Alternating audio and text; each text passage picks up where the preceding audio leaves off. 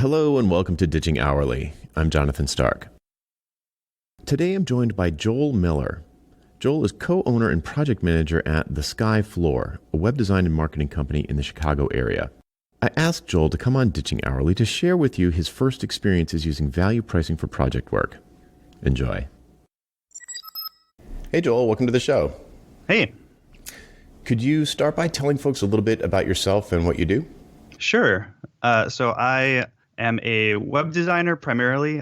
Really, we do all kinds of design work. So graphic design, print design. It just turns out to be probably like 60 to 70% web work in any given season. Mm-hmm.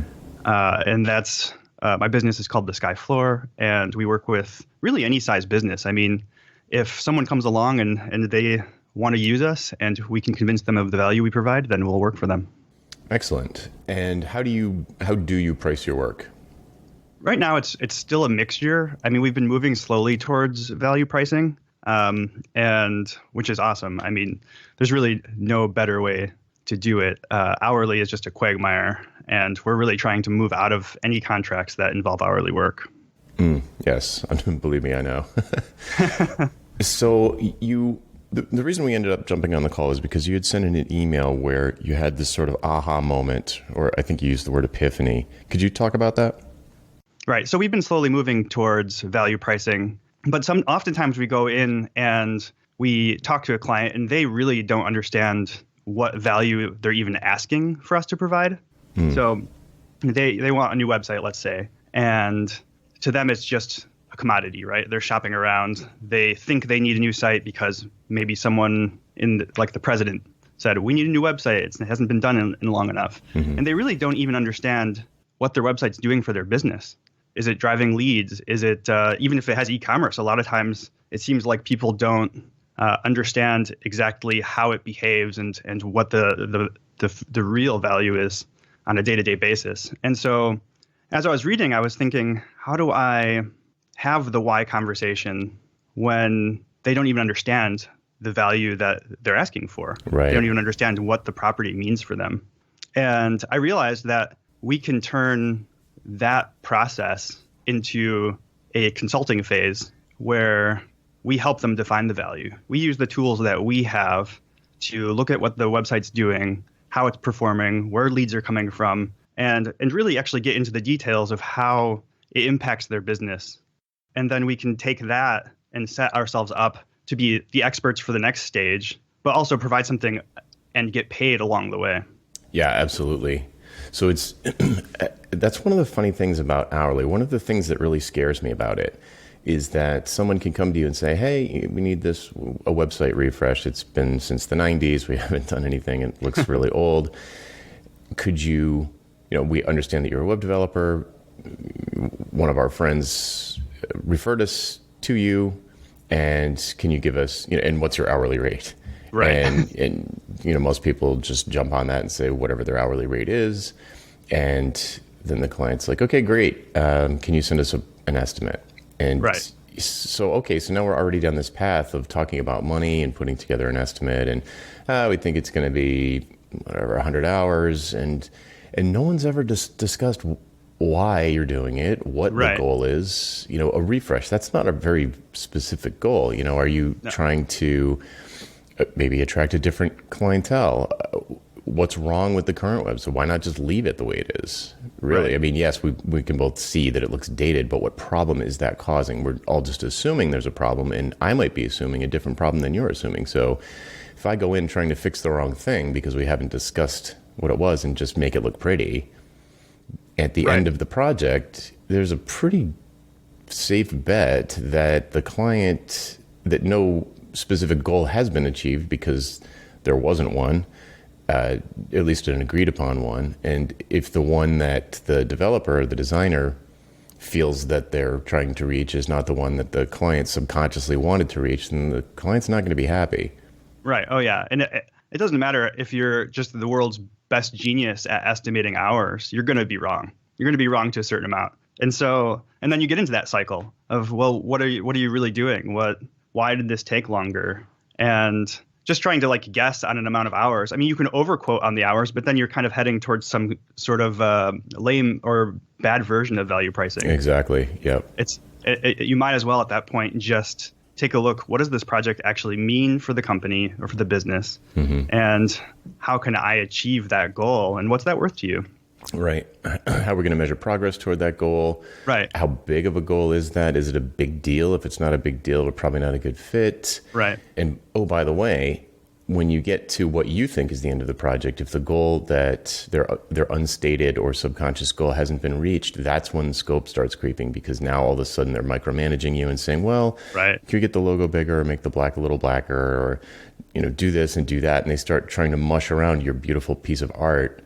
Right. Because it's not going to do what they didn't tell you they wanted it to do. Because no one asked them. No one asked them what they wanted it to do. They jumped straight to, I've done this. I'm not, I'm sound accusatory by saying they, but, I've done it too, where you just jump straight to, well, what do you want it to look like? And, what sort of feel, what other websites look like the way you want it to look like? And you kind of go for comps, and you just try and get a feel for a bunch of really tactical things that it would just be almost a miracle for them to magically align and achieve some unstated goal if no one knows what it is. Right. Definitely. Yeah. So I'm curious, do you remember the first time you value priced a project? I'm curious how that went, or if you had any trouble, or if it was just awesome right out of the gate.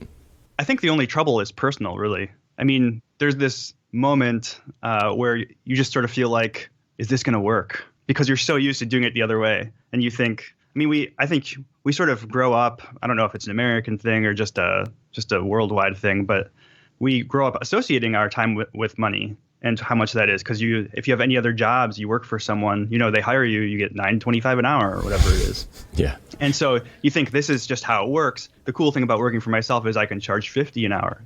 But that's not really, the things we don't like about working for someone else by the hour really are going to come true, even if you're working for yourself, quote unquote. Besides getting over that gap, or the kind of pause, the pushback on sending out that first proposal, it actually went really well. I mean, when I started doing it, it was kind of in a moment where we were extremely busy anyway, and so there was this sense of like, well, this is a great time to try it, and if they say no, they say no. It's not going to ruin my week. But if they say yes, it's going to make it. So that's a great point. A lot of times I tell people that are in a tough position, maybe they aren't getting enough leads and they are having cash flow problems, that it's not a good time to try this. Right. Because they're going to undervalue themselves, because they're just going to be kind of, desperate's a strong word, but it's going to be hard for them to negotiate from a strong position. They're going to be very open to compromise if they really, really, really need the money. Definitely. And if you do a value priced, if you think you're going to do a value priced quote in a situation like that, almost always you're going to price it too low, because you're thinking that, I need to lower the price to get the gig, and I really need the gig, and then you're on the hook, because you probably, if you didn't do a why conversation properly and you don't know what the real goal is, then scope creep can come in, and you didn't price it high enough in the first place, and you're going to feel like you're losing money and that you're their slave, and so it's much, much better to not to wait for an up period on the roller coaster and say, okay, we don't really need this job, so let's just take a swing at it. And if it blows up in our face, well, we will survive because we've got the cash flow. And if the customer takes it, great. And if they don't take it, then no big deal. You just get to learn what to do better, basically. Exactly. Every pitch, every chance to talk to a new client or potential client is really, it's a learning experience. I don't know about you, but I've been doing this now for 8 years, I guess, or 9 years in this current formation of my business, the Sky Floor. And there's not a month that goes by where I haven't learned something new that changes just a little bit of my how I go about things in the future. Yep. I think it's kind of scary if you stop doing that. Yeah. Yes. Everything's practice for the next time. Right. So excellent. Would you have any words of wisdom or encouragement or advice for people who are maybe in that self-doubt position where they're maybe thinking about it, but haven't quite pulled the trigger?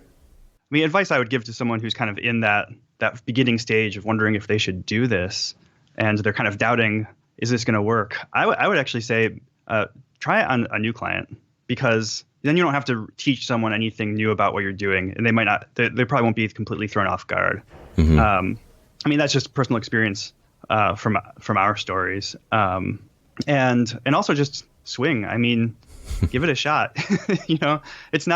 It's really, even though sometimes things feel pretty dire or intense in a moment, especially when you're the buck stops with you. Mm-hmm. It's really not. I mean, next month, next year, it's a new thing. It's a new set of joys and frustrations with any work. So just taking those chances and putting yourself out there and moving to the kind of business you want to be running, because I think we all have an idea of the business we want to be running. Mm-hmm.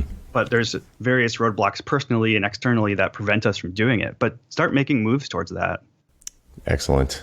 That's a great place to leave it. So Joel, thanks so much for coming on. Where can people find out more about you? They can visit us at theskyfloor.com. That's THESKYFLOOR.com. That's it for today. I'm Jonathan Stark, and this is Ditching Hourly. Thanks for listening. The next time someone asks you for your hourly rate, I'd like you to say, I don't have one. To learn what to say next, visit valuepricingbootcamp.com to sign up for my free email course. Again, that URL is valuepricingbootcamp.com.